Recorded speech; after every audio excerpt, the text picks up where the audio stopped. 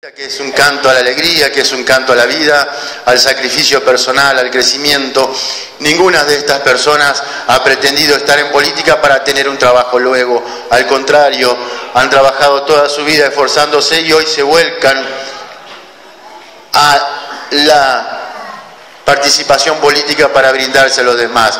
Yo mismo tuve 16 años trabajando, con lo cual me pagué los estudios primero y después tuve mi primer cargo político después de haber militado muchísimo, ¿no?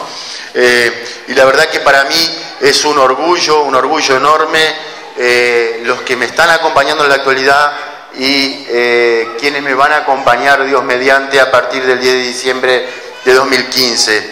Es un orgullo que me acompañe Gerardo, que tiene muchísima vocación.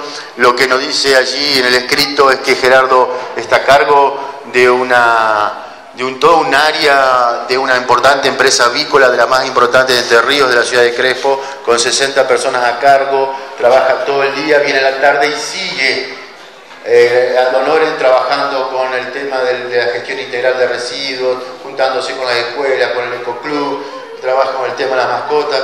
La verdad que, como todos quienes me acompañan, ¿no? Tienen un compromiso enorme y hacen todo esto con muchísimo sacrificio. El más absoluto de los silencios, no precisan de bombos ni platillos para hacer lo que entienden que hay que hacer cuando se está comprometido con la realidad de su pueblo. Entonces, para mí es un gran agradecimiento. Da gusto mostrar esto porque lo que estamos mostrando es ni más ni menos la gente que está garantizando que todo lo que se ha hecho no se va a perder y que todo lo que falta por hacer se va a hacer en las gestiones que vienen. Por ahí nos cuentan desde la oposición qué es lo que falta por hacer. Bueno, nosotros les digo, no nos precisan contar, como hemos hecho tanto, sabemos perfectamente qué es lo que falta por hacer en cada rincón de la ciudad y en cada rincón del campo. Y lo sabemos porque estamos gestionando para eso. Cuando nos hablan del tendido de la red cloacal domiciliaria, que está colapsada, bueno, nosotros hicimos todo el traslado de la laguna, renovamos varios kilómetros, pero sin duda que está deteriorada porque son años de 40 años de vida de asbesto cemento, que más allá de ser declarado cancerígeno hace 10 años, se desaparece, se deteriora.